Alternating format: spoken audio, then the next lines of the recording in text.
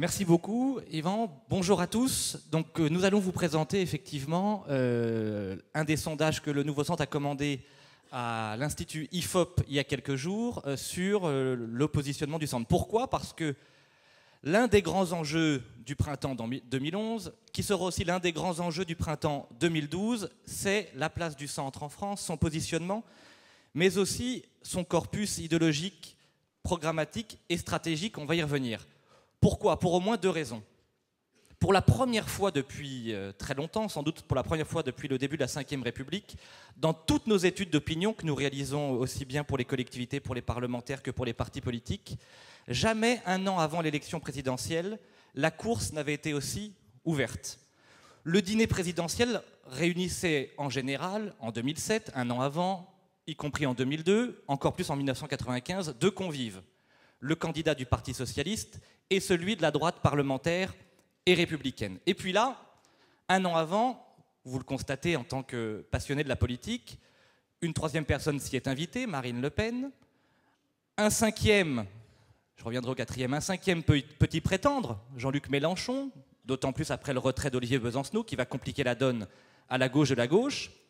Et souvent, c'est la deuxième raison, les commentateurs, les politiques, les sondeurs, s'ils parlent des trois principaux convives, oublient un quatrième bloc qui est très loin d'être négligeable, on va le voir dans les études, c'est l'addition des centres. Alors certes, un centre aujourd'hui éclaté en un certain nombre de candidatures, mais un centre qui pèse. Si on cumule l'ensemble des intentions de vote des 2 derniers mois, donc sur plusieurs milliers, voire quelques dizaines de milliers de Français interrogés, on a un candidat du Parti socialiste qui oscille entre 25 et 28% des suffrages, en fonction du profil, un Nicolas Sarkozy qui oscille entre 21 et 24%, une Marine Le Pen entre 19 et 21%, et un bloc des centres entre 13 et 15%, ce qui est très loin d'être négligeable, même si effectivement c'est éclaté entre la candidature Bayrou, Borloo, Morin et Villepin.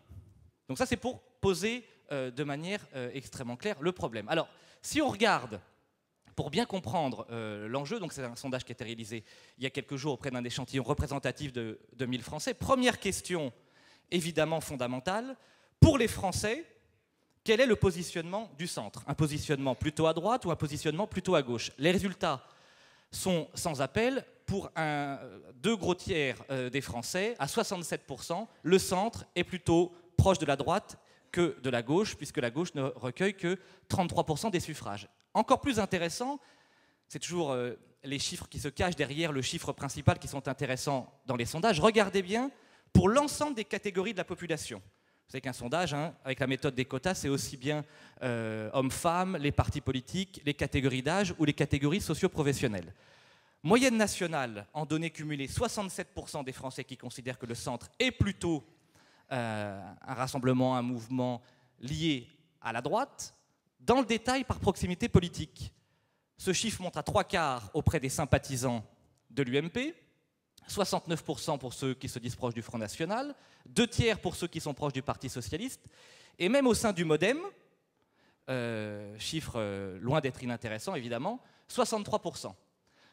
Par âge, les plus âgés, les plus de 50 ans, évidemment, sont les plus déterminés à positionner le centre à la droite de l'échiquier, 74% par exemple pour les plus de 65 ans, à l'inverse des 18-24 ans, mais même les 18-24 ans, qui pourraient être plus sensibles à un positionnement ni droite ni gauche au-dessus des deux clans traditionnels, majoritairement considèrent que le centre aujourd'hui se situe plutôt à droite à 59%.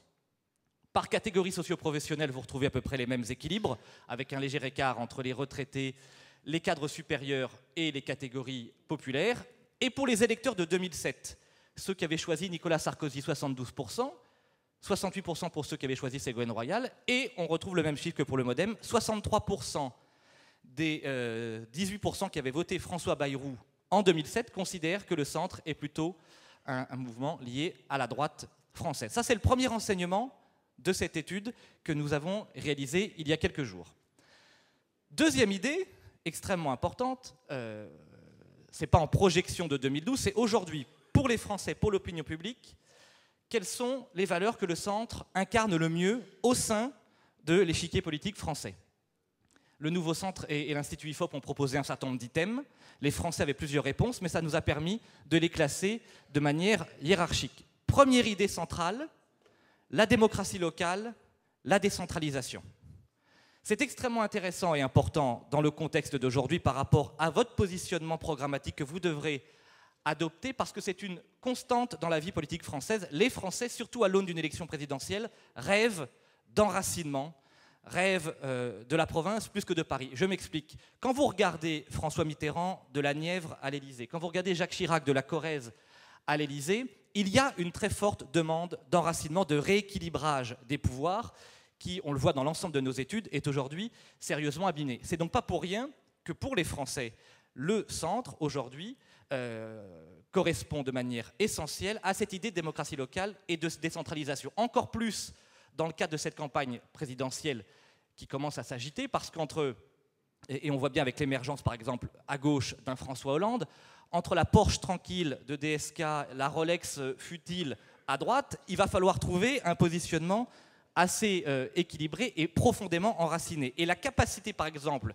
si on s'éloigne quelques secondes du centre pour parler de la gauche, la capacité aujourd'hui de François Hollande de grignoter semaine après semaine le leadership de Dominique Strauss-Kahn est liée à cette idée d'enracinement, c'est-à-dire entre quelqu'un qui s'affiche FMI et qui regarde la France depuis Washington, et un autre à l'inverse, qui a construit sa stratégie politique à partir de la Corrèze et de sa victoire aux élections cantonales en mars dernier. Donc première idée forte, la démocratie locale, la décentralisation. Deuxième idée forte, évidemment, vous l'avez rappelé tout à l'heure, Christian Blanc, la question, et puis Hervé Morin dans le clip, la question européenne, qui est consubstantielle depuis très très longtemps à l'idée que se font les Français du centre. Ces deux idées sont largement supérieures aux autres. On trouve quand même le respect, l'idée du respect qui avait été portée entre autres et par François Bayrou et par Ségolène Royal en 2007, idée assez présente dans notre étude, en tout cas largement plus que les questions de solidarité, voire même de liberté et de responsabilité. Alors dans le détail, première étape, non seulement en fonction des électorats de 2007, pour comprendre là aussi les évolutions. On retrouve la même tendance et une certaine homogénéité électorat par électorat. La démocratie locale, la décentralisation, le rééquilibrage des pouvoirs, la montée en puissance et le rééquilibrage entre le monde rural et le monde urbain, 52% en moyenne France, et puis 55% chez les électeurs de Sarko, 52% chez ceux de Ségolène Royal, 50% chez ceux de François Bayrou. Donc en tête sur l'ensemble des électorats. L'Europe, 42%, une surcote chez les électeurs de Ségolène Royal, une légère surcote chez ceux de François Bayrou, mais ça reste assez élevé, et puis respect et responsabilité relativement homogènes. Si on s'attarde sur les trois sujets principaux, démocratie locale, décentralisation, pour comprendre pourquoi les Français voient dans le centre une entité qui porte cette idée extrêmement forte. Si vous parlez démocratie locale, décentralisation, rééquilibrage des pouvoirs et rééquilibrage entre rural et urbain, vous vous adresserez tout particulièrement aux plus de 65 ans. Regardez, 56%.